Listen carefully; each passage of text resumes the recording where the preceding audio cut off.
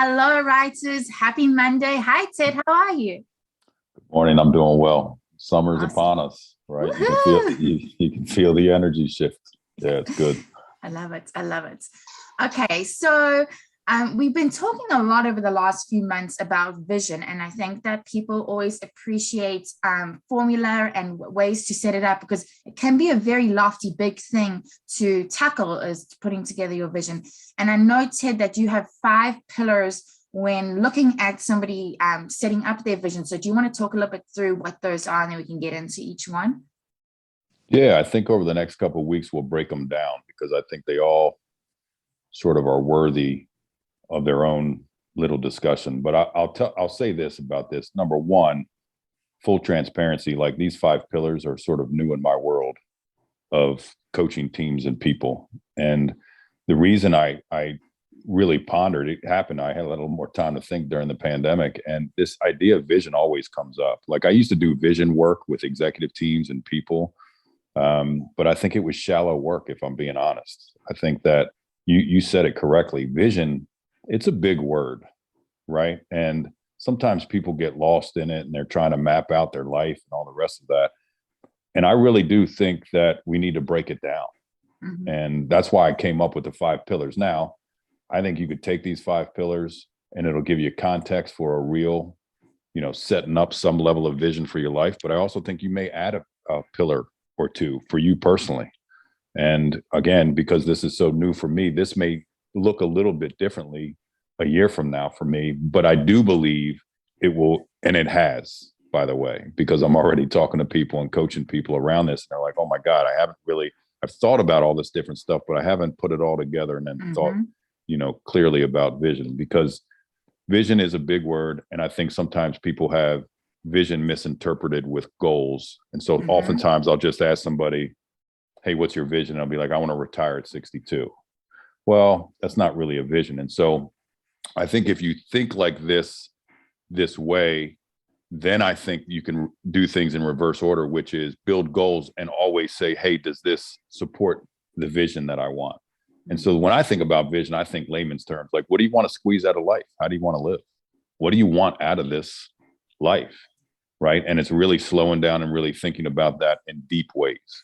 Oh, and something I just thought of with you saying that a goal is often like an end point, right? And something that you reach. And a vision, I feel like is something that you want your life to be surrounded with and by and immersed in constantly, right? It's not like It's like a 20-year life plan type of. Yeah, it's a good point because I think sometimes people think vision is in the future. Mm-hmm. And quite frankly, like when I think about the vision for my life, I'm always checking in with my wife, Angel. Like, are we living it now? Mm-hmm. Like, and then is this the existence? And so, which brings me to the first pillar. Interesting enough. I mean, the first pillar, it seems future state, but it has everything to do with how we're living Mm-hmm. today. And the first pillar that I have in creating a vision is legacy. Now, it's interesting as I think through legacy, and I'm always in a reflective state in June because I lost my dad on Father's Day. And so next week we'll be celebrating in mourning 24 years, right, since we lost him. And here's why I think legacy. When I think about legacy, I think about a couple things. Like the first one is, how do you want to be remembered? I think that's an important question. And I think that question, if thought about in very deep ways, will dictate how you behave. It will dictate the goals that you make. It will dictate certain things. And then right next to how do you want to be remembered, I want you to think deeply about the impact that you want to leave on the people that you care about the most. And here's why I just got chills through my body, swear to God. Like, here's why I think this is so important and why I'm bringing up my dad. Although I love talking about the man, 24 years removed, he's still, it has Yes. had one of the biggest impacts on me as a man. Yes. And it's bringing tears to my eyes. And so the way I coach people is like, it matters. Mm-hmm. This formulation of your legacy, it matters. And if you care about people and you say you care about people, the people that you work with daily, the people that you lead, the people that you'll write for, your clients, your family members, your loved ones, it matters. Yes. Like when you're not here, you will be leaving a lasting impression and impact on them that may dictate how their life turns out. And so this idea of legacy is an important one. And so today, this just for this first pillar, I want people to think under this, the idea of how do you want to be remembered? And the way I usually frame this up, it seems morbid, but it just forces deeper level of thinking. It's that whole idea that some people may have heard of. It's like, picture yourself at your funeral. And what are people saying in the front of the church or in the front of the field or in front of wherever your funeral would be? People that are giving your eulogy, what are they saying about you? And here's the caveat to that. If they were speaking absolute truth. And the reason I say that is that, and I don't, there's no malice behind what I'm saying now, but listen, when we go to a funeral, people are going to say the best things about somebody. And oftentimes they don't always line up with the truth, right? That's just fair, right? It's for the people that are left behind. So you're being nice and all the things. Yeah. And so I want you to think about that. What would people be saying about you if they were speaking absolute truth about when you entered the room and the way you treated people and your intentions about people and the legacy that you built at work?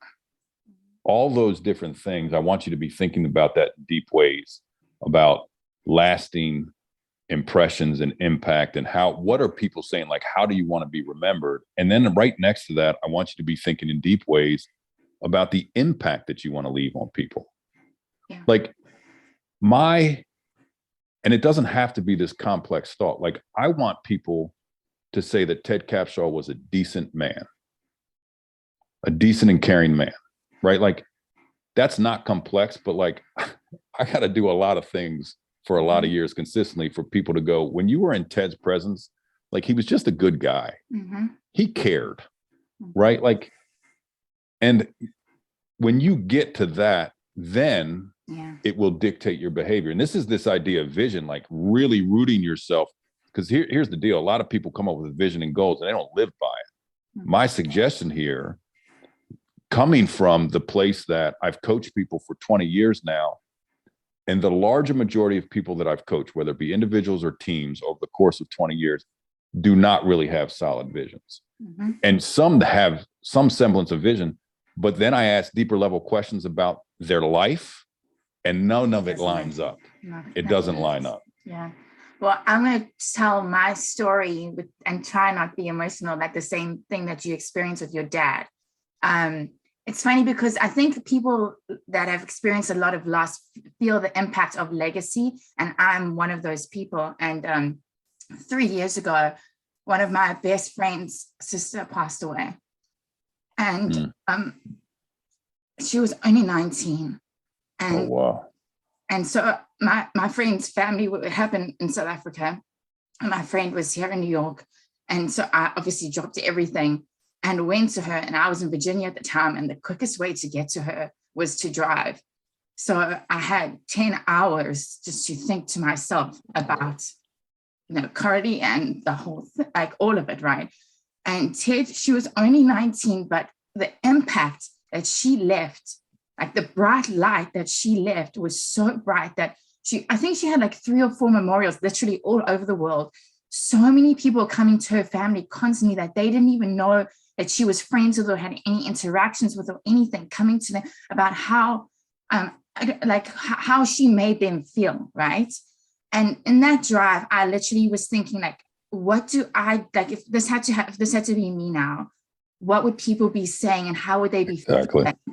Well, how did I make other people feel in my presence? And I, the same as you, like, I made such a visceral decision and that on that drive, that whatever I do, I want people to, if they were around me, that they felt my light and they felt like brighter after an interaction. Like that's my legacy that I want to leave, right?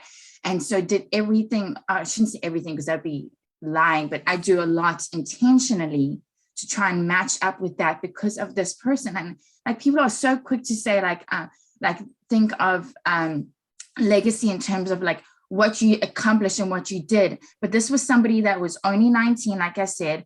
And so I don't want to say all that she accomplished, but her biggest legacy was the way that you made people feel, not an accomplishment or a resume or anything like that. Like, that whole thing that your job title is not on your tombstone, right? It's how it's Maya Angelou's old saying of like, it's how you make people feel. That's what they're going to remember.